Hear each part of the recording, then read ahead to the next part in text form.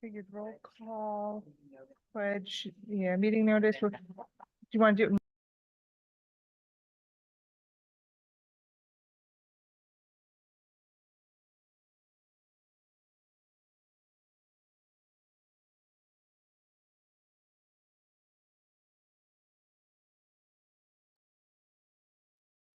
Good evening, everyone. I'd like to welcome you to the June 12th, 2025 Board of Education meeting.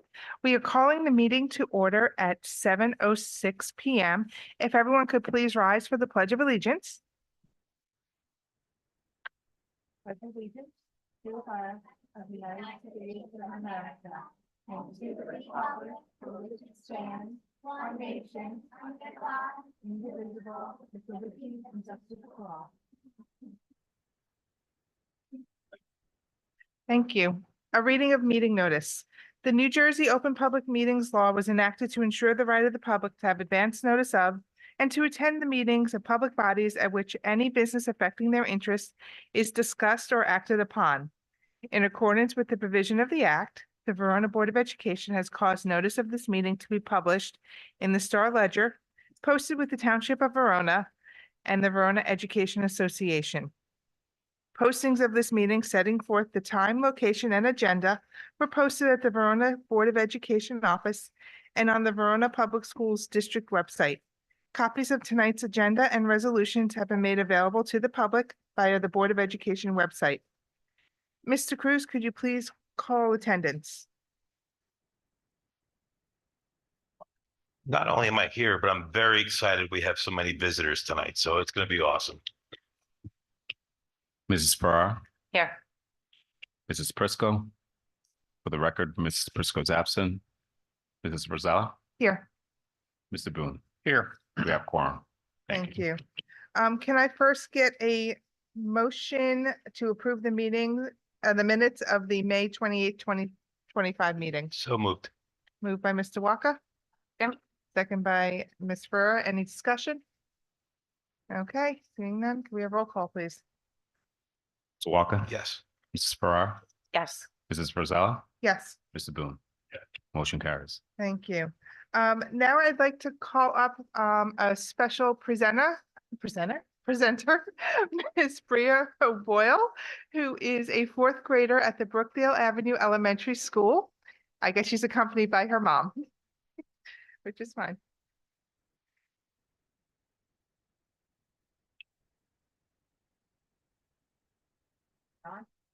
Oh, you might have to hit the little button so that the green light goes on. There you go. Yeah. Hi, I'm Bria O'Boyle, and thank you for letting me present recycling for Verona schools. Imagine you're in a school through 150 students all the way up to a couple thousand students. We're of course using paper, cardboard, and plastic bottles. We're just throwing them away, which seems to be with no care in the world. You would think, oh, it's just a plastic bottle or a piece of cardboard. It's not going to make a difference in the world. Oh, but it does. It hurts the earth, animals, and it wastes energy. In Verona, we're not just learning math, English, and science and all of that. We are learning to be good people and to care for our community. So we know it matters and we want to make a difference.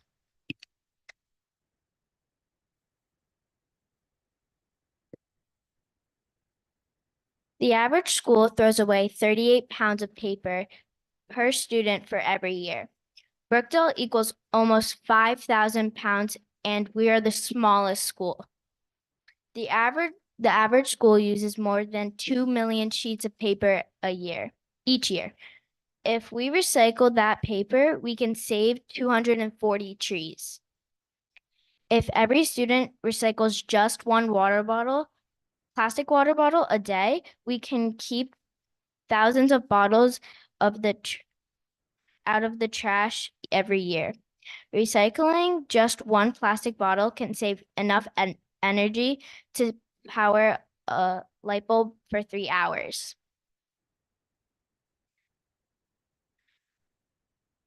How our school can help the planet by recycling. keep our earth cleaner and healthier. Oh, oops. Keep trash out of our landfill, save trees, protect animals, save energy. Recycling uses less power than making new things. Save water. Making new products from recycled waste uses less water.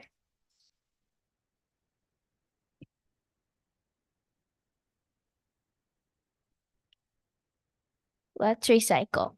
Student, teachers, and administrators want to recycle. Check. Verona Township wants to recycle. Check.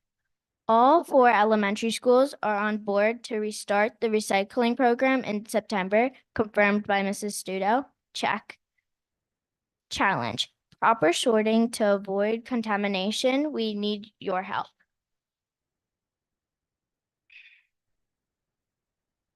Let's recycle.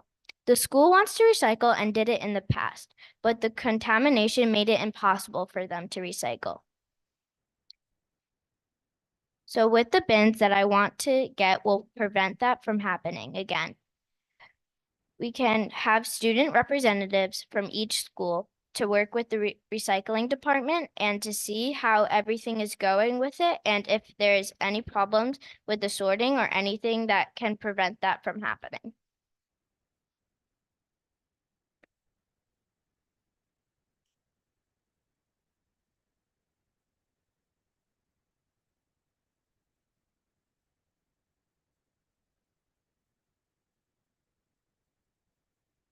Bins the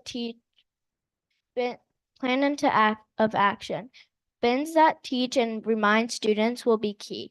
Sorting lids and signs will help to stop contamination. Partner with the township. Encourage the township to work with us to put the right bins in place and to keep up the sorting recycling. Lenny is ready to help.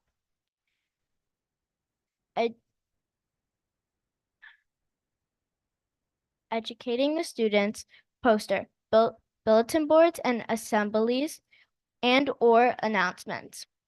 Student Green Team. Each school can have a representative, like our peer leaders groups, that help the program going. They work with the school and the recycling department.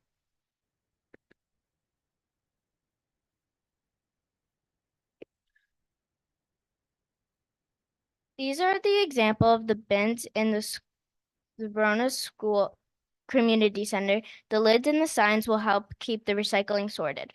We can also try and get lids and signage current bins. These shorter tote bins would be better for the elementary school.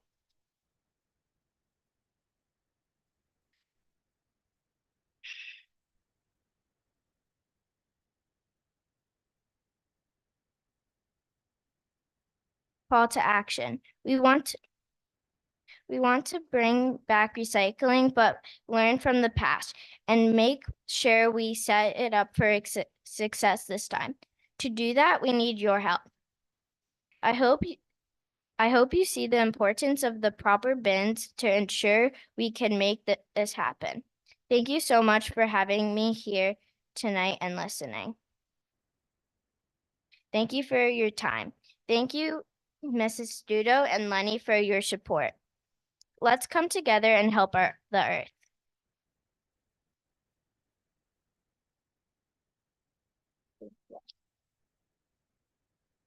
Thank you so much, Bria. That was wonderful. I was an environmental studies major in college with a concentration in public policy and law, so this is kind of right up my alley. I really appreciate all the effort that you put into this, and what I'm going to do is I'm going to reach out to Mayor Tamboro and see if we can work together and get the township and the Board of Ed working towards this goal. Thank you so much. And Lenny has already been in my office. Oh, okay, thank you. Or is Verona a member of Sustainable NJ? Are, and that's how we were able to write that grant for Trees with Schools. So yes. Thank you so much for coming tonight. So I think that your ideas are excellent, but I really am most impressed by your leadership. I think the fact that you took the time to write incredible emails was really impressive. You found a problem, you did research, you found solutions, you put together a presentation, and you came up here and presented. And that is a really big deal. Thank So you. I want you to be really proud of yourself. I'm proud of you, and you're an excellent leader. Thank you. Can I ask one question? What inspired you to follow this course of action? What made you want to do this? Well, during library on Earth Day, we were reading about books and we were talking about recycling. And I realized that we don't use recycling bins. And I asked my mom, there was like teacher appreciation week and she was doing it. And then Mrs. Studo walked in and I asked her and she says, we do have recycling bins. We just, when we used it, like, they threw it all in the trash. So I called Lenny and one of the problems might have been that they were like the contamination and they couldn't recycle. So they had to put it in the trash. So I wanted to like change that. And that's when they put Excellent. garbage in with the recycling. Yeah. Yeah. Excellent. Thank you Great so job. much. And if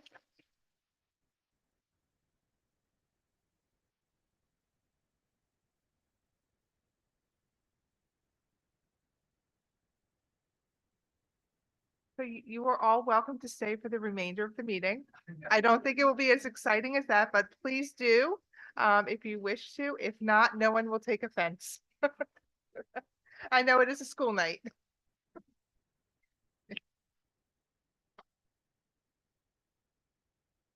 One minute.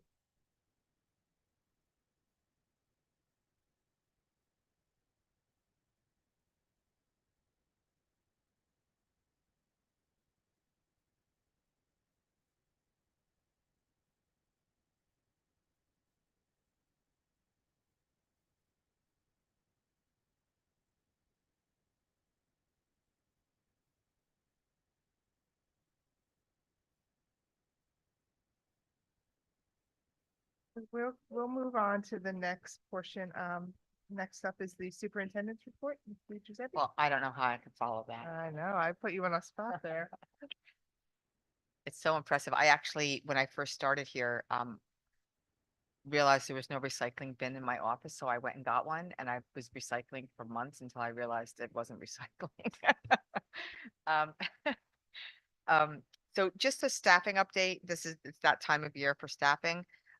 Last month I reported that the grade 1 FN Brown bubble section, we had a candidate that we had made an offer to. That candidate is on the agenda tonight for approval, and that's Mr. Mr. Curcia. At the middle school, we talked about a 6th grade math. We were in the process of interviewing through making some internal moves. That position is actually turned into a 5th grade math science position, and that final candidate is also on the agenda tonight. And many will recognize the name. Miss Abby Whelan is returning to Verona after a very short leave. Not leave, but move. She's returning.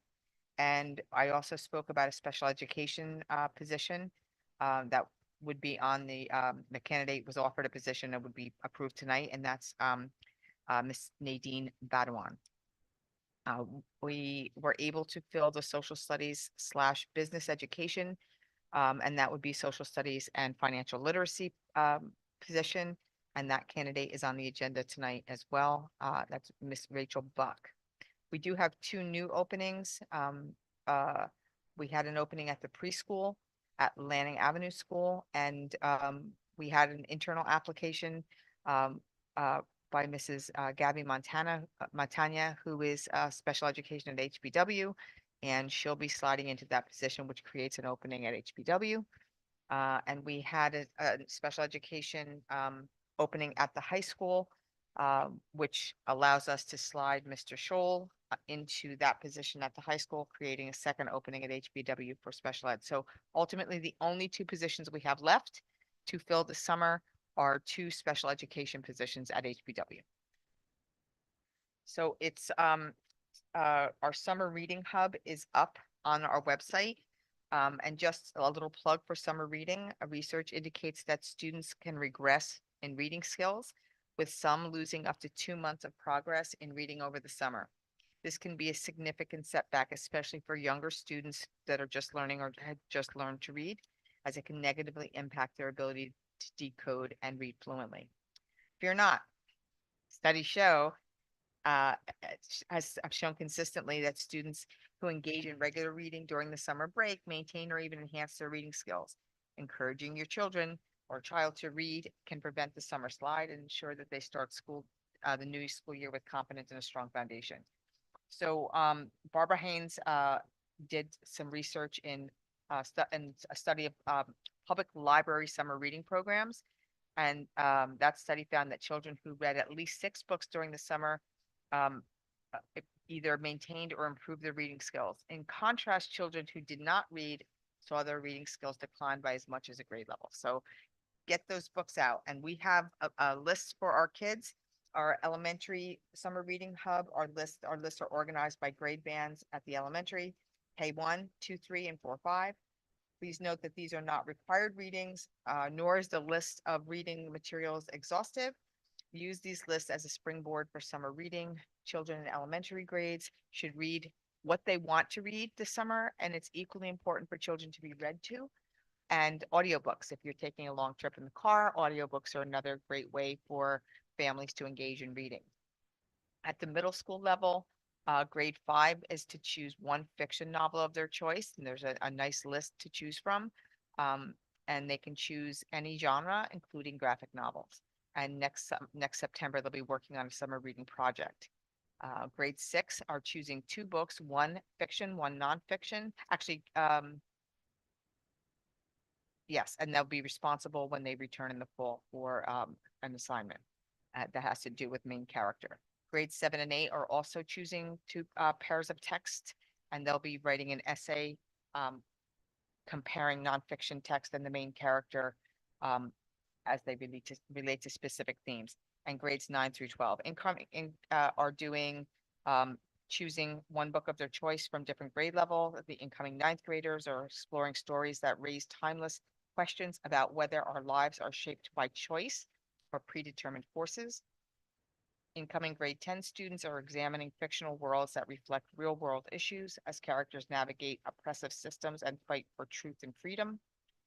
Incoming 11th graders are going to be discovering a diverse range of perspectives that capture the complexity of the American experience across time, place, and identity. Incoming grade 12 students are going to reflect on personal journeys through firsthand narratives and highlight identity, resilience, and the power of storytelling. I'm telling you, I looked at these lists and I've already made a list of what I'm going to be reading this summer from these lists. Really excellent job that our librarians and English and literacy teachers did putting these texts together. Get your books and get your kids reading. That's my report for tonight. Thank you. Thank you very much. Moving on to the student report, Ryan. Good evening. So last weekend, the Township of Verona came together to support the VHS senior Daria Jebia's fight against osteosarcoma. Daria Day Colors of Hope was a fundraising event for her and her family, which featured a walk from HBW Middle School to the high school. And at the high school, VHS's female athletes volunteered to participate in a football game, while the VHS football team cheered on the sidelines as cheerleaders. And this Monday, the Verona High School Chamber Choir qualified and had the pleasure to perform at Carnegie Hall in a joint concert with a handful of selected high schools from across the nation and West Michigan University. And next Monday is Senior Field Day with our graduating seniors participating in some classic elementary school fun, consisting of teams made up of the former Carnegie and Olmsted houses. And I've been talking to a bunch of seniors, and it's going to be a fun day. And of course, furthermore, on the same day, June 18th, the Avant-Garde Club is presenting another open mic night from 6 to 8 p.m. Here in the VHS Learning Commons. And the open mic night will feature a multitude of student performances, including poetry, singing, dance, and comedy, among others. And last but not least, the 2025 graduation ceremony will be held next Wednesday, date's messed up on the other one. The avant-garde ceremony is actually the avant-garde open mic night is actually June 16th, sorry. But the graduation ceremony is Wednesday, the 18th, and will be at the VHS Upper Field starting at 7 p.m. And in case of the rain, the ceremony will be moved to Caldwell University and will begin at 6:30 p.m. And of course, the following day, June 19th, will be the last day of school. Thank you. That is all. Thank you, Ryan. Okay, moving on, we have a presentation from Miss Julia Peter on our elementary literacy program adoption.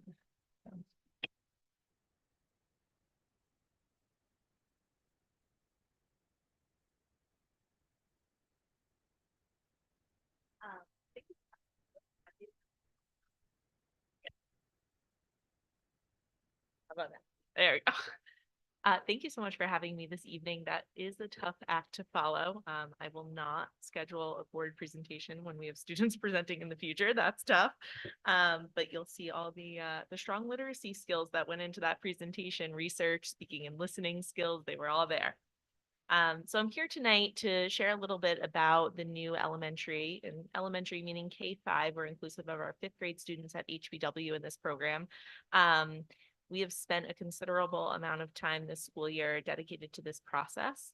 And I would be remiss not to begin my presentation by thanking the many, many people who contributed to where we are this evening.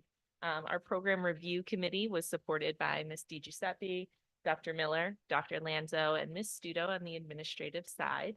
We had representatives across school buildings and grade levels in Ms. Anderson, Ms. Nachumson, Ms. Origliano, Ms. Siscano, Mr. Trici, Ms. Flashenberg, Ms. LaJoy, Ms. Shama, and Ms. Leone. I really cannot emphasize enough the incredible amount of time outside of school hours and sometimes during prep time and lunchtime that these teachers spent together talking through what literacy programs are out there and what would best serve our students, the amount of time that they spent in professional development and co-planning together to ensure that our pilot was a success. Our pilot committee expanded upon our initial program review committee to include Ms. McCabe, Ms. Wise, Ms. Barrow, Ms. Graziano, Ms. Pellegrino, Ms. Castelbuono, Ms. Till, Ms. Economo, Ms. Hollows, and Ms. Malillo. I truly thank all of the folks that contributed their thoughtful feedback, honest feedback, and support throughout this process. They displayed an incredible amount of flexibility and support throughout the last several months. As we roll out this new program, our implementation team will include all of these folks who will be leaders in our school buildings, in addition to the rest of our elementary principals, our HBW administration, our classroom and special education teachers, and academic coaches. We began this process back in the fall through teacher survey. We had about 50 really thoughtful, honest respondents, which is pretty representative of the entirety of our elementary staff, who shared feedback about our current literacy programs, materials and supplies, what they're currently doing in their classrooms to give our committee a really strong sense of what's happening day to day. We also, together as a committee, carefully studied many of the programmatic evaluation or review tools that are out there today, Ed Reports being the one that you've likely heard about in the news. And the committee, together with all of that information in mind, developed 5 key considerations. And these were sort of our guiding principles as we went out and looked to see what was available and on the market today. The first is we were seeking a program, most importantly, that was aligned to our New Jersey student learning standards, especially as they were revised in 2023. And while many of the core standards remained the same, there were some tweaks that were important that we carefully made sure were addressed in all of the programs we considered. We wanted to make sure that the program offered proven instructional strategies supported by research. We wanted to ensure that the program was culturally responsive and focused on SEL to support the really strong work that our counselors and teachers are already doing in the elementary schools. We wanted to ensure that the program was inclusive of all learners, that it offered differentiated supports for our multilingual learners and our students that are supported through special education programming to ensure that everybody had equitable access to grade level content and texts.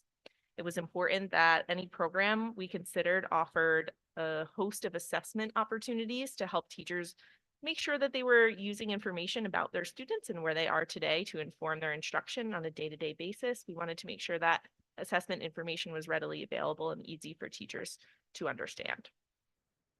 And all that being said, the success of an implementation hinges on a program that's easy to implement, that's user-friendly, and has a host of clear available materials for our teachers, and that was important as well. That led us to HMH, and I'll spend the next couple of slides telling you a little bit about that program. The HMH instructional model includes a careful balance between whole group and small group instruction. Each of the essential components of early literacy are equally represented within this program: reading and vocabulary partnered together, writing and grammar partnered together, and foundational skills. And each of these pillars of literacy instruction are supported by knowledge building and language, those speaking and listening skills that we saw highlighted tonight. The small group instruction is supported through a variety of differentiated resources, which includes small group teacher-led instruction at that small group table that you'll see in many of our elementary classrooms, as well as literacy centers to support our students interacting with each other and learning from each other, and as well as independent reading, which has been a core part of our current literacy model that we hope to maintain.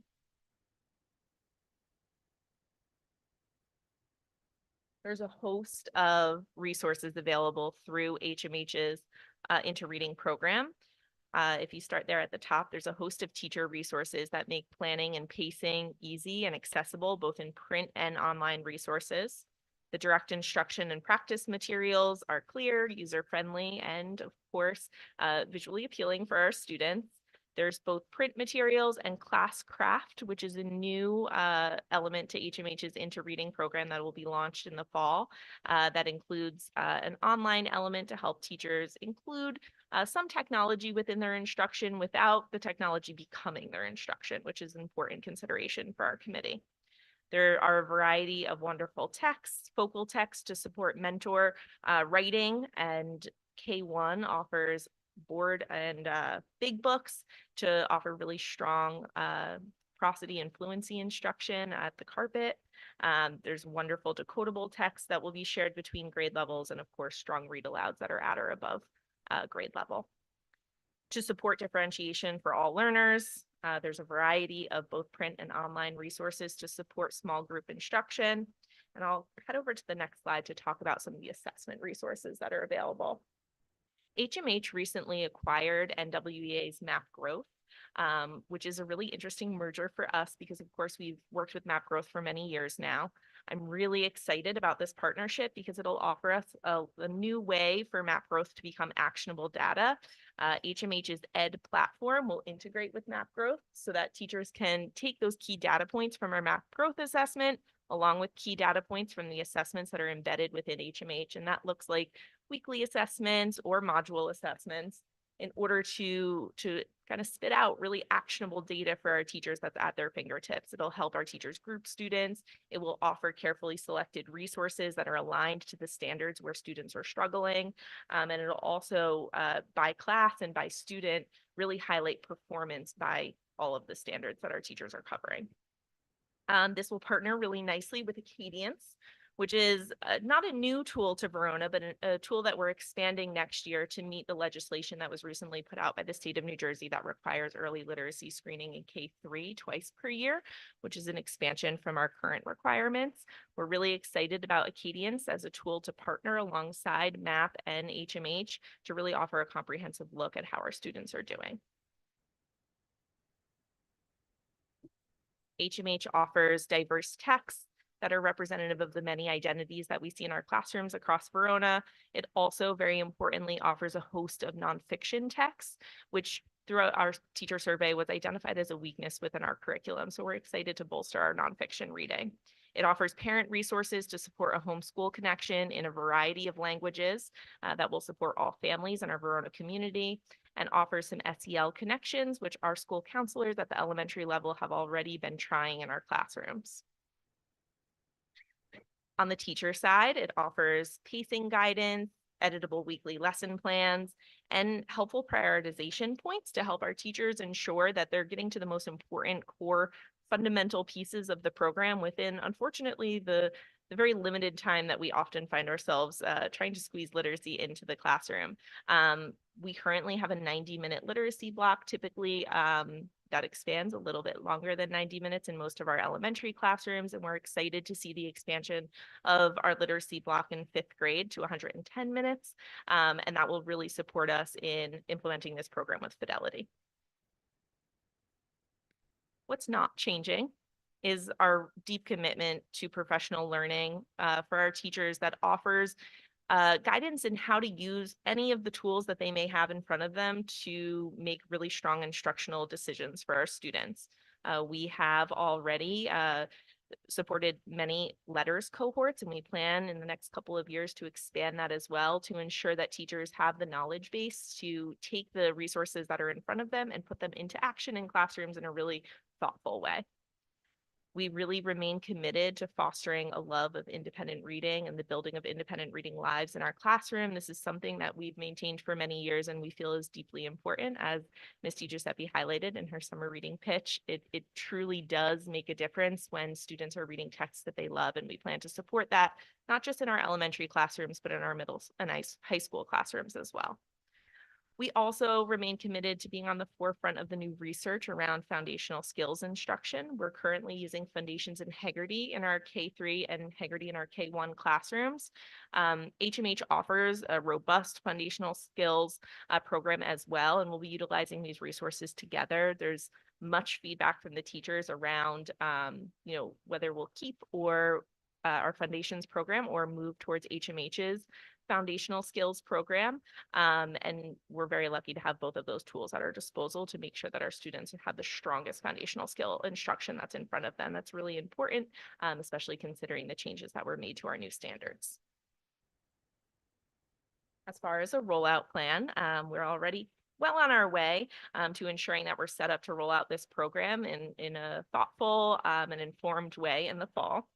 This spring, we're concluding our implementation pilot. We're collecting and reviewing feedback from our teachers, and we're thinking through ordering materials for next fall.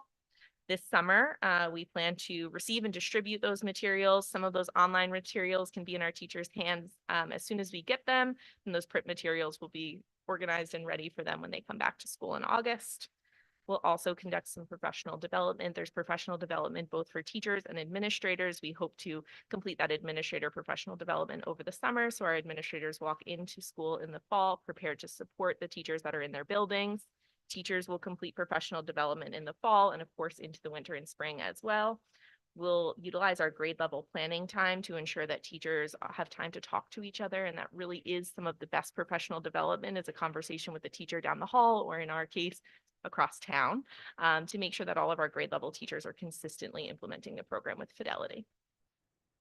We'll continue professional development into the winter and spring and dive into assessment analysis once we have great HMH, map growth, and Acadians data to triangulate to support our students. We'll have those conversations in our grade level meetings as well.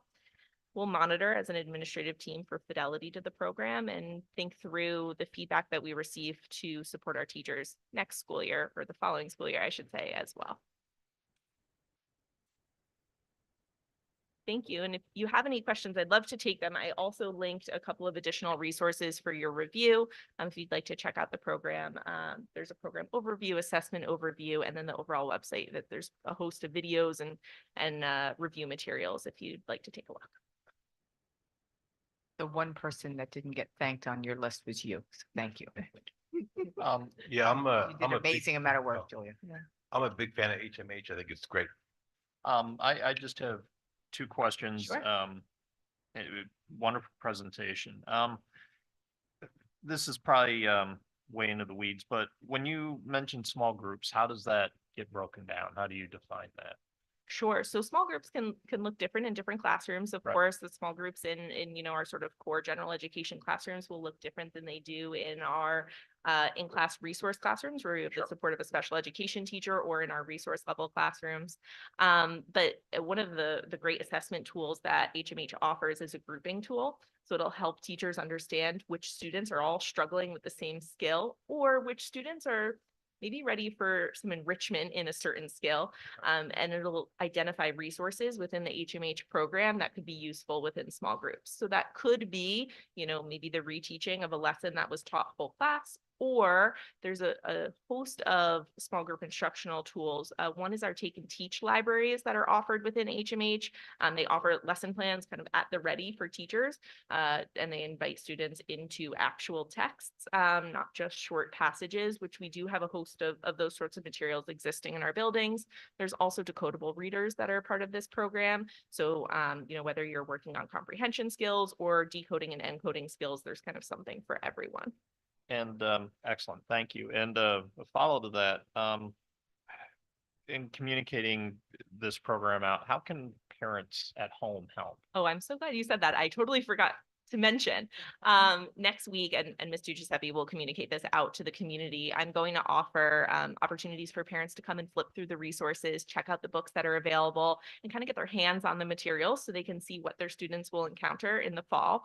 Of course, I offered a variety of times next week, morning, evening, midday, to accommodate parent schedules. But of course, if there's a time that doesn't work, and there would be another time over the summer and the fall that a parent would like to come in and see the materials, I'd be happy to do that. And we'll ensure that teachers are sending home the module materials that are for parents. So parents kind of have a preview of, hey, in this module, your student might be learning about XYZ, and they can support that conversation at home. There's a lot of really great science and social studies connections within the modules within this program. And some of those things are great dinner conversations, and you'll see in the parent materials, there's lots of ways for parents to incorporate those in conversations at home. Thank you for doing it. Some of our best conversations when our kids were growing up were just based off of similar type structures. So thank you for doing that. Absolutely. Yeah, it's a great feature of the program. So thank you so much. It seems like there was a thorough evaluation done. There were a lot of diverse committee members, right, in areas. So I think that was great. I'm looking forward to, what's to come over the next few years. I think that there'll be success with this program. I too, like Mr. Rock, I'm a big fan of the program. One thing, and this kind of follows up a little bit to Mr. Boone's question. One of the things that I think is so wonderful about this program is that there are authentic texts for the students. So when they are reading their grade level, their whole group texts each day, they're real stories. And I say that because a lot of programs are kind of made up stories just for the program, where these are real authors and real books that are in the textbooks, which are great. And then those can go home. Yeah. So then families have access to these books, which is That was great. a big consideration amongst the committee. There were many programs that we reviewed where the text didn't seem like they'd be engaging or interesting to our students, or that they felt like they were written for the purpose of a program. Right. And that was a real a win for HMH, Yeah. that those authentic texts were high interest and they were modern. Yeah, and we've had conversation before about the importance of diverse classroom libraries, and I think that this program offers that simply in the textbooks themselves, which is great. So thank you so much. Thank you.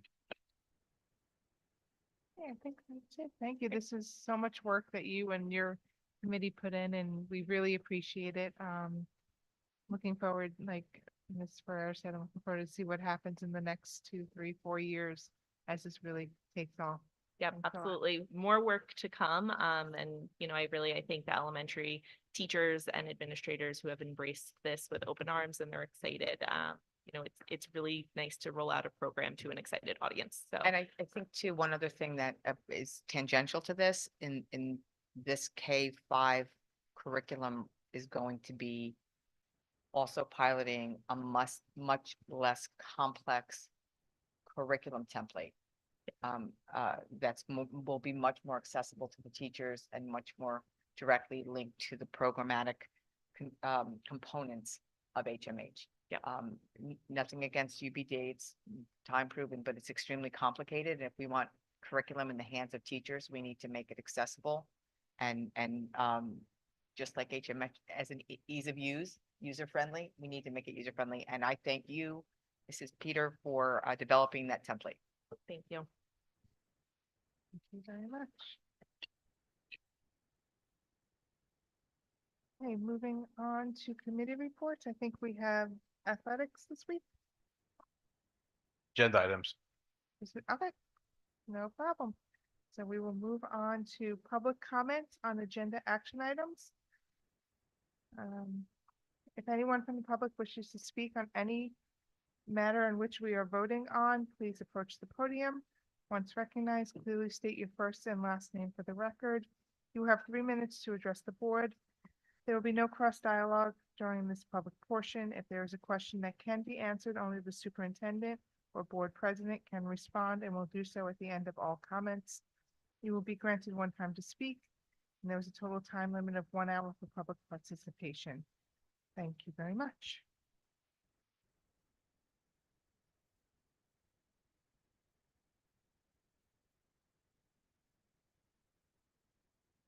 Hi, Matt Perna, 32 Hillcrest Terrace. Just a quick question on B5, based on the presentation that we just saw. The pilot, I guess you would call it, rollout of the program, sounds like it started in the spring.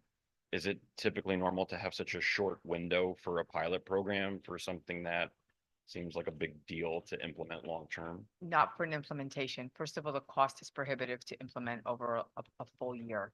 And this was not this was not a pilot where we were piloting multiple different Vendors. products.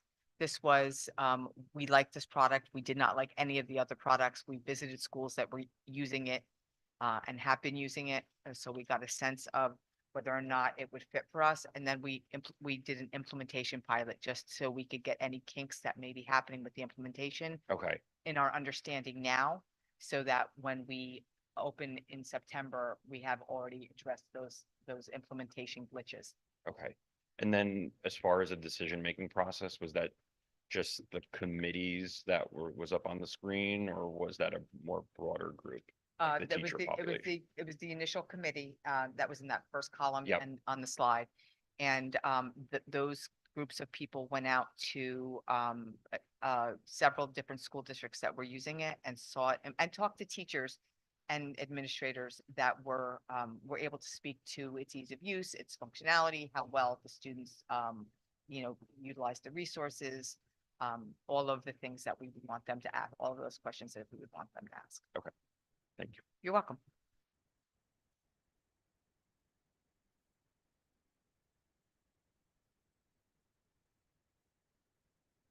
Seeing no one else approaching the podium, we will move on to discussion of new and old business. Does anyone have anything they wish to discuss? I actually have Mr. 2 Wu? things. One, a small point of order. I know we said, I know everybody knows that the graduation is Wednesday, June 18th. My only concern is I did receive an email from VHS that had it Tuesday, June 18th. Oh. And so I know it's obvious. I just want the I will have it- clarification. Yes, I will have it put out again. That came from the high school? I believe so, yes. I don't want to throw anybody under the No, bus I on that, just but. need to know where it came so I can correct it.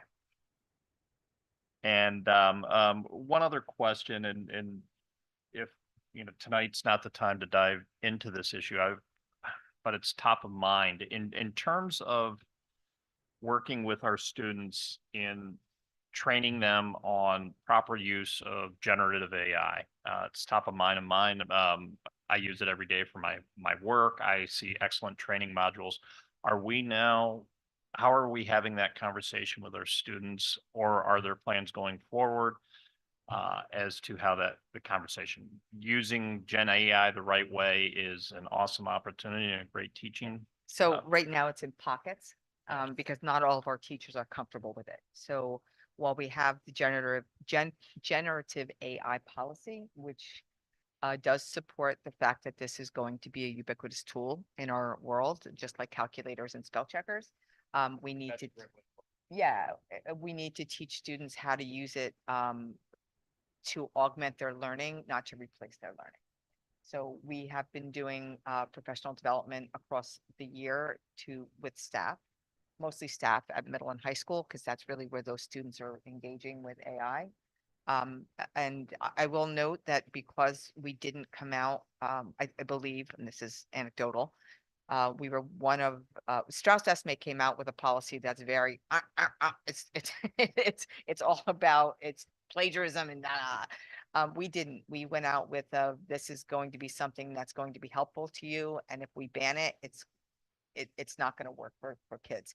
So we have pockets of teachers at the high school specifically that are helping kids learn how to use it for learning. Again, we need to do a lot more training of staff because if you're not comfortable using it and you're not comfortable writing, it's all about the chat, right? It's all about how you write the prompt. Right. And That's the yeah. art form, really. It is. It really is. And I will tell you, because I use it regularly, it learns. If you ask it the same question 3 days in a row, it will add to its answer. It's really bizarre.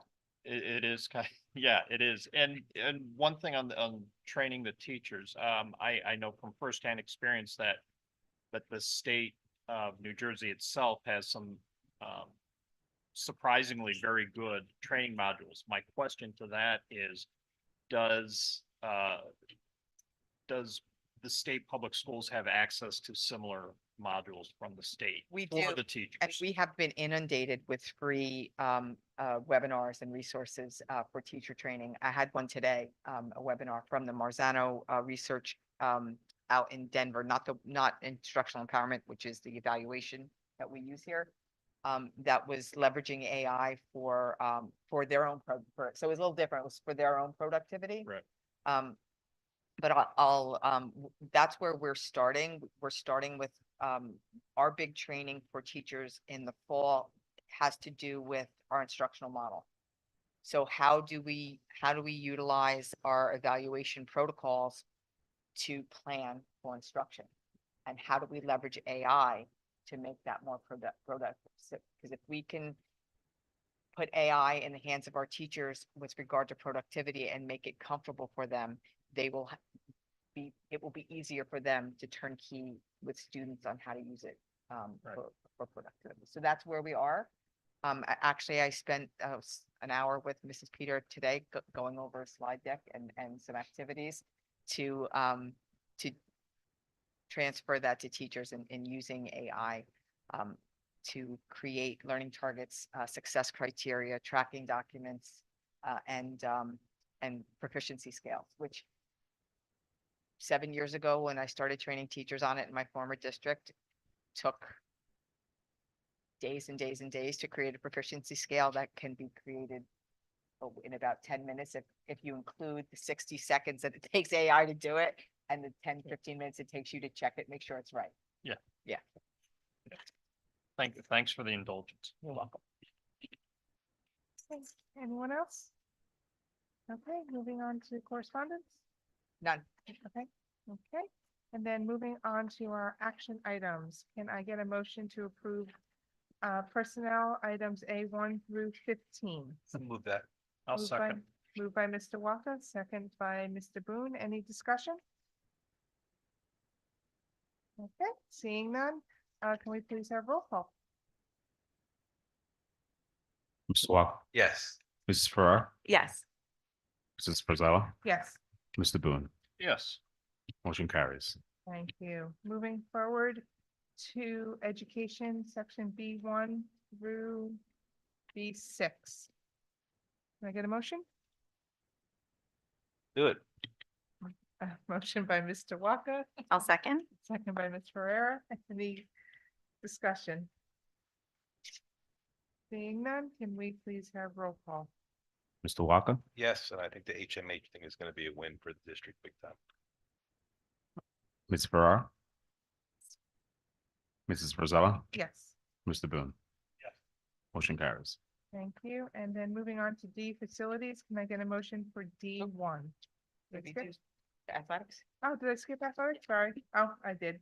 I flipped. Okay, to athletics. C1 through C3, please. Do it again. Thank you, Chris. It's all you. Second. Second by Mr. Farrer. Any discussion? I just have a question on C3. I believe this is not the first year this has happened. Totally fine. It's the third year. Yeah, third year. Third Okay, yeah. Just thinking it was the second. How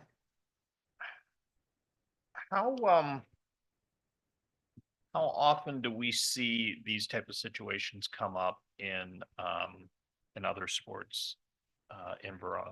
We don't, not that often, with the exception of sports that are unique, like gymnastics is a very expensive sport and course, very yes. costly in terms of insurance, so many school districts don't offer it anymore. So when you have a student who is a gymnast and attends a school like Verona that wants to have a high school experience, these are the arrangements that we make. Verona offers a good number of just scholastic athletic sports, so we don't need to have those programs. I think the other one that we probably equestrian type situation, maybe fencing. Yeah. So in this case, and it's no cost to the Verona School District, is the family picking up the tab on this, or is there a split with Montclair? You know what? I'm gonna go back because I don't recall. Oh, this is our third year. So My I- understanding when this first came up a year or two ago was that the family had opted to pay the financial burden of this Okay. activity, but I Thank could be you. wrong. That's what I recall. That was my, that was my Yeah, I just, I recollection. mean, it's been too. 3 years. I didn't remember Yeah, I the think it situation. was Yeah, the- it's the definitely family not was cheap. Picking up the burden of, so it was no cost to us. It's fine. Right, that's why you have, yeah. I just want to say that I'm happy to see that we're going to be adding girls wrestling.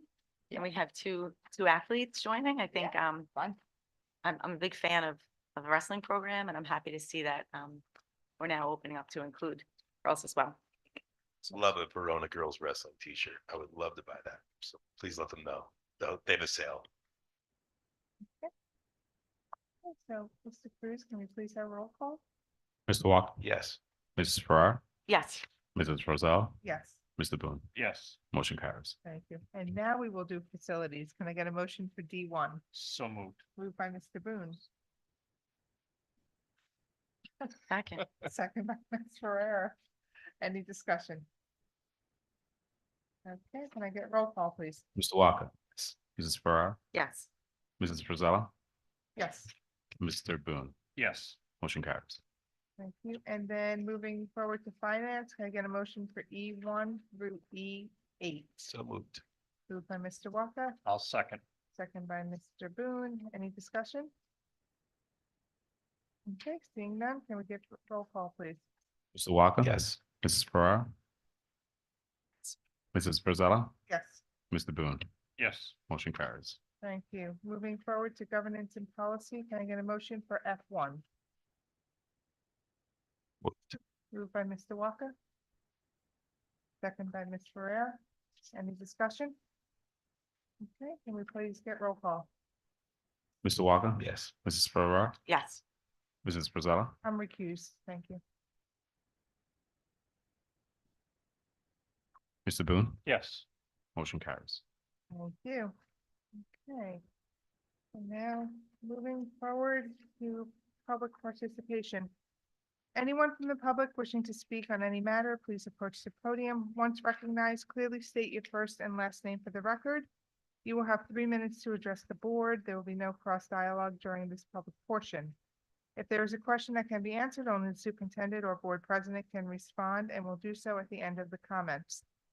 You will be granted 1 time to speak, and there's a total limit of 1 hour for public participation. Thank you. Hi, Matt Perna, 32 Hillcrest Terrace. I just have a few sort of random questions, so I don't really know who to direct anything specifically to, but there's a lot of excitement over the literacy program in a good way. Is there a reason why we've waited so long to roll something like this out? Is it budget specific? Is it resource specific? Being relatively new here, they have been using the product called Schoolwide for 12, 13 years. It's time. It's antiquated, and we have new standards. I mean, they're not significantly different, but there's a new philosophy on foundational learning with literacy, foundational skills with literacy. It's the science of reading versus Lucy Calkins debate. And it looks like, at least in New Jersey, the science of reading, plowed ahead. And, I will say from my experience being, new here, the units of instruction and literacy that we were using were not robust enough. They were not, and they were being augmented. I mean, you can see it. We had school-wide, and then we added foundations, and then we added Hegarty, and then we added letters, and then we added some Orton in there. And that's a sign that a program is not sustainable when you need to augment it with a bunch of Band-Aids. So it was time. Just some follow-ups from last meeting. Mr. Cruz mentioned press box construction, turf field updates as future capital expenditures. Could you elaborate more on the details of cost and timeline? So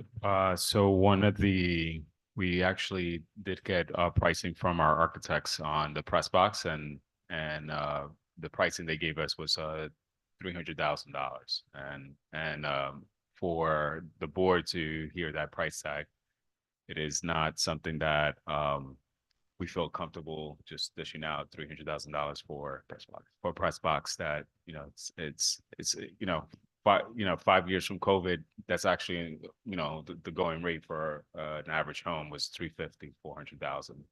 So I think that was one of the pieces. So I think there's a combination of waiting to the dust to settle.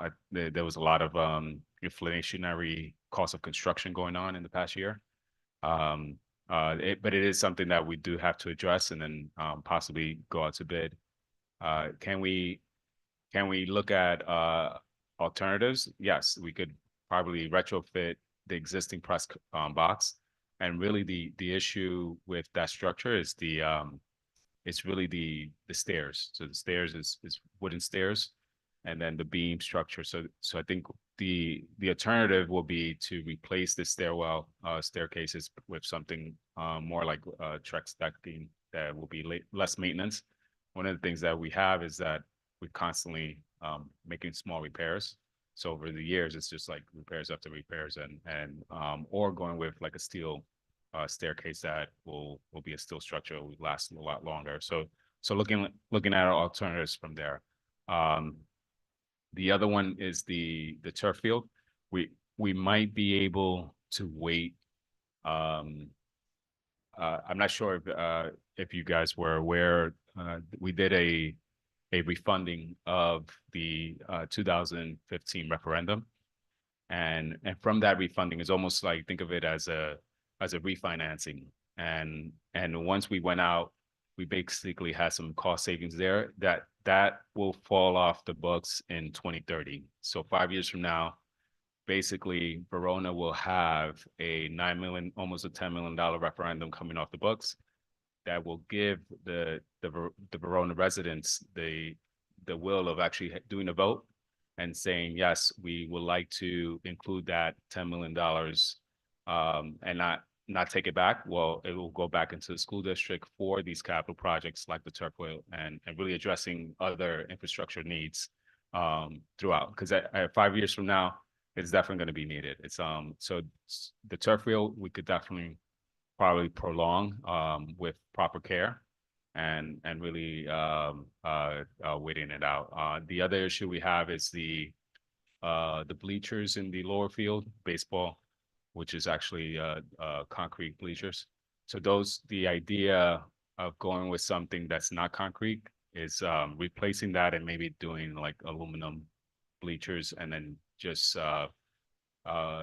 doing like a masonry project where they're doing retaining walls, and then replacing that whole section and doing aluminum bleachers that will kind of like be low, same thing, thinking about long-term, low maintenance and et cetera. So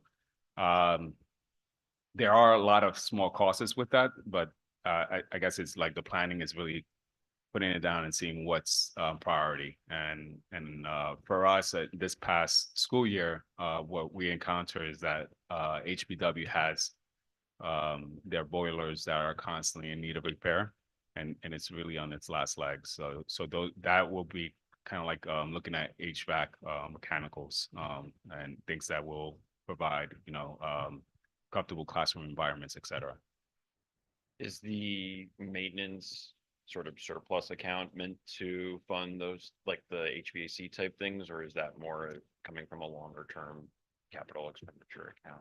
So the maintenance, so that 650, Yeah. that's on the books, that's more, think of it as, so the capital reserves is more of capital projects that are like big in scope. The maintenance, think of it like, a pipe broke in your house and I need to get a plumber and the water heater went out. So that's really the maintenance reserve. It's more about small ticket items that the board has the flexibility of just making a decision.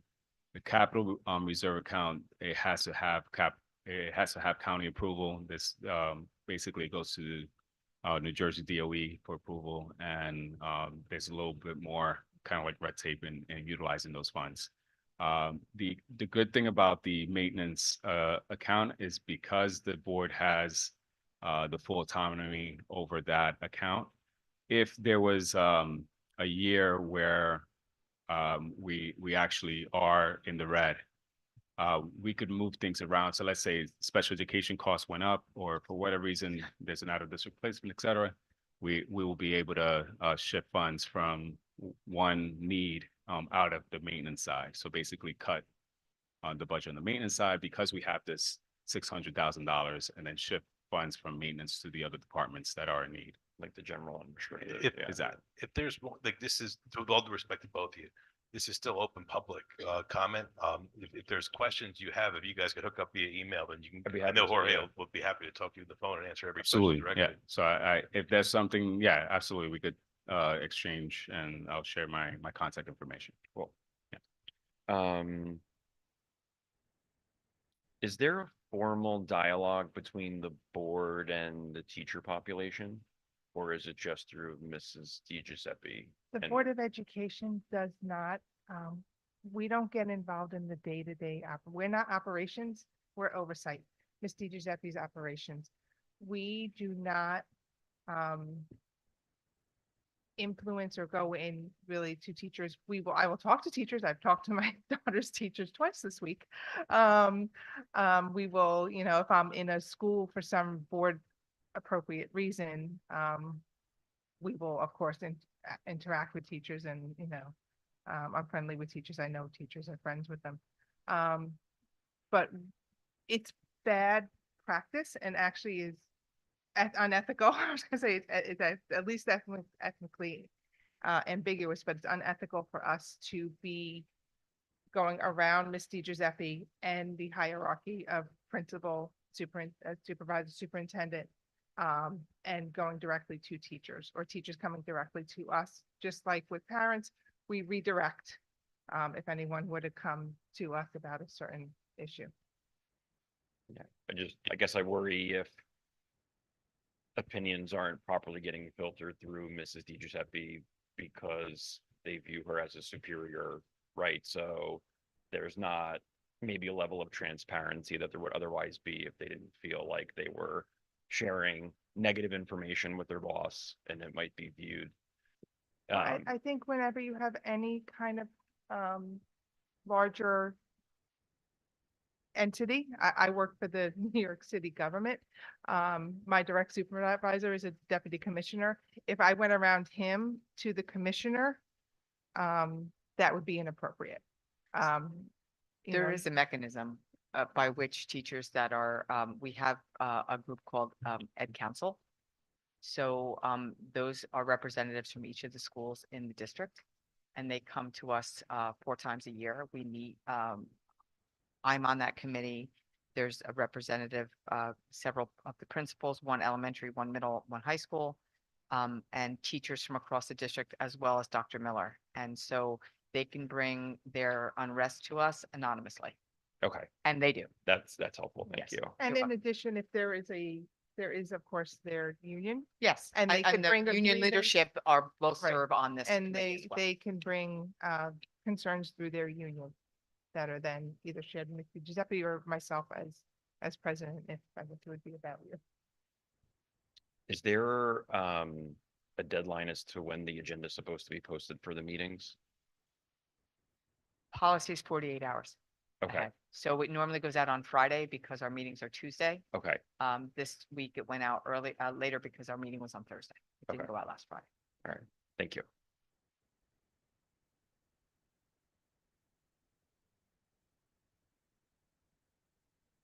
Melissa Vecchiarelli, Claremont Avenue. Good evening, Ms. Di Giuseppe and members of the board. As I'm sure you are already aware, yesterday during the first grade field trip at Lanning, there was an incident involving one of the school buses that was transporting the students home. I do want to thank the teachers and the parents on the bus for keeping the students calm and safe and virtually unaware of what was happening, but I do have a few questions. And I know that there is a shortage of drivers and that they're contracted out and it's hard to find drivers at this time. But I do want to know, how does the district decide which company they're going to use? And does anyone vet the drivers before they offer a contract? I don't know whether you want to handle that or I can handle that. I mean, it's the same in every district. Yes, so there is each even with our own bus drivers, they have to be vetted. Their driving transcripts is archived each year. If they're over the age, I believe it's 65 or 70, they have to do an extensive medical testing, and that's annual. And then now also there's actually additional coursework that they have to do every year. With this particular bus company, this is the first time I actually heard of an incident with them, because we do use them pretty regularly. So we are following up to find out, if this was a new driver assigned to us for this particular route, this field trip. But yeah, and we definitely empathize with the situation. We know that safety for us is definitely a high priority, and when we hear situations like this, it's something that we definitely want to take seriously with the contracted company. And STA is Jordan. Jordan Transportation, right? Transportation. They've been in business for many, many years. So Thank you for that information. Did you get a report on this current driver? Because, I mean, I don't know his age, but upon appearance, he was possibly in his 80s. So we're in the process of working with the company. Mr. Freund reached out to them initially. Okay. They played phone tag today. I had a busy day. I didn't talk to Mr. Freund by the end of the day. I will talk to him tomorrow to see whether or not he was able to connect with the supervisor. Thank you. Mhm. A few more questions. Is there a protocol in place when a driver's ability to drive is questioned by a police officer, seeing that he was pulled over? Do we have a protocol in place? Do the teachers know what to do? The police officer let him go, but is there some sort of protocol? So what the teachers would do is they would reach out to their principal, who would reach out to me, and we would, if it were a problem, I mean, it wasn't even given a citation. Right. We would have the bus pull over, call the bus company and have them send out a second driver to take the place of that driver on the bus. Okay. I appreciate your answer. Yeah. I wouldn't say it wasn't a problem though, considering he was swerving on a highway with a bus full of kids. I don't know why the officer let him go, but is there also a protocol in place when the driver is involved in an accident, being that he did also hit a telephone pole in front of the school and then he left before an officer arrived at the school? I'm under the impression he did not leave before the officer arrived.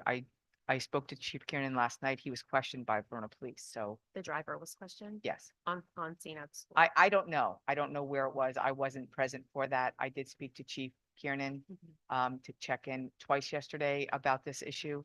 And I spoke to Mr. Freund at least 3 times. And then one other question. Well, you've answered if there would be any follow-up with the bus.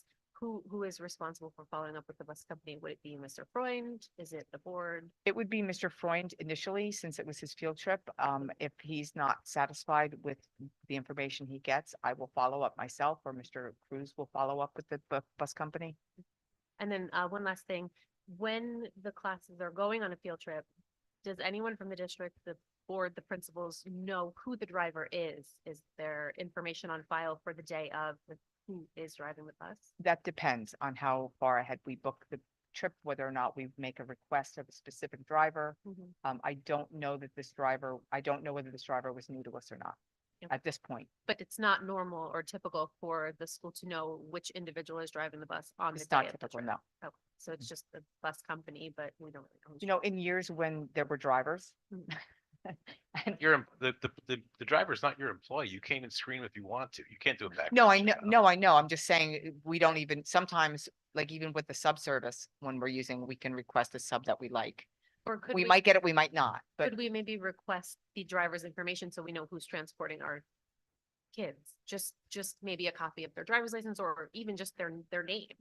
So that if something like this happens and maybe parents want to reach out to the company, it's not appropriate for a parent to reach out to the company. That's our job to do that. We have a contract with these bus companies, and I don't know that it would even be a violation of the contract to give management contact information to parents. no, I understand that, but But let's follow this out. Like you want the company to give our school the name. What's the principal gonna do with his name? He's gonna see a name he doesn't recognize. Like, what do you want us to do with that? so let's say the driver did get into an accident on the highway. Should the, Well, then the cops would be there and they'd settle it. right, but should the school not know who's driving the bus? Should the principal Well, then not we know asked, who's well, we driving asked the the bus? police, who was the person driving the bus?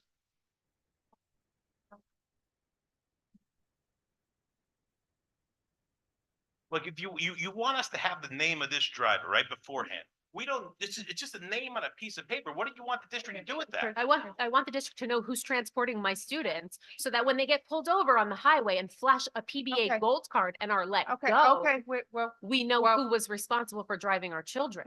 we're gonna take this down. Okay, Then we can ask the Thank you, board Mr. members to Walker. also please take it down.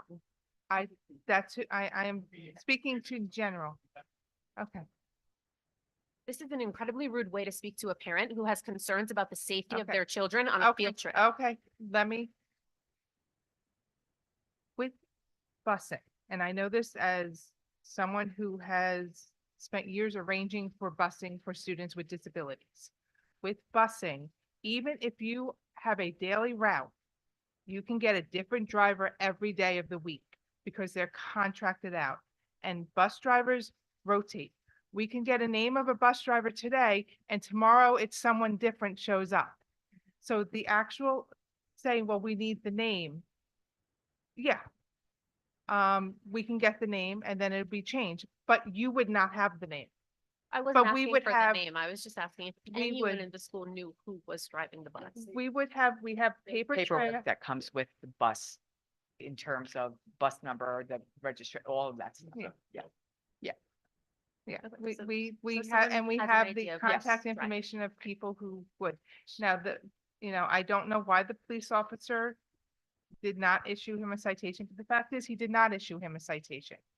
But he also then hit a pole when he arrived at the school and tried to make an Again, illegal and turn. and the Verona And all of PD that's was been- right there. All It's of that's being been investigated. recorded and it's Right. all being discussed with the men. I'm with just his trying to say that my supervisor. questions don't seem that far-fetched. No, when this no is one's what saying your happened. questions are far-fetched. I am acknowledging that all of those things happened. We were aware of them. We spoke to the Verona Police. I spoke to Chief. We're calling the supervisor. Mhm. All of that is in place. Thank you. You're welcome. So just to clarify that one of the follow-ups will be is to just blacklist this bus driver from being assigned to Verona based on this incident. Yes, thank you. So that's kind of like the outcome. I think that was the main concern is that But we you didn't- recognize. But that, yeah, that, you that- didn't ask that question. So, that the right. person- I know.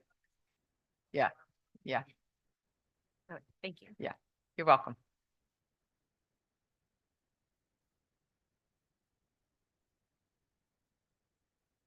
Stephanie Pogorelic. Thank you for letting us know that the driver is no longer going to be driving our students around. I was actually on that bus and he was swerving quite bad. The police officer didn't give him a citation because he had a badge. So I don't know if that could also be taken up with the bus company. I think it's completely appropriate for parents to also follow up with the bus company. I was actually going to ask Mr. Freund for the bus company's information so that I could personally tell them what happened yesterday, because I was 2 rows away from the top of the bus and it was quite scary. And as soon as I saw the driver, I was like, he is too old to be driving this bus. And I told Mrs. Majestic that. And I was like, whose idea was to switch buses? Because he wasn't the original driver who drove our section of the class. So I just wanted to validate some of the things that Melissa said, because it was legitimately scary. He tried to turn left on Claremont, and Mrs. Majestic and I told him that he could not do that. And then he was like, where was I supposed to turn? And I was like, legally over there at Linden. And then he hit the pole. He wanted the students to remain seated while he was fixing himself. And I was like, absolutely not. We're getting off the bus. I will ask the landscapers to help you. And that's what we ended up doing. So yeah, it was really concerning. And I think everyone here has a right to be upset about it, but that's fine. I didn't come up here to talk about the bus incident. I did want to acknowledge that it was scary. I wanted to talk about Mrs. Giuseppe. You mentioned visiting schools to see how HMH was being implemented and used. Did you ever get to visit the Lanning first grade class, like I asked 2 meetings ago, to see the students firsthand? Okay. Is that going to happen at all? I'm just curious.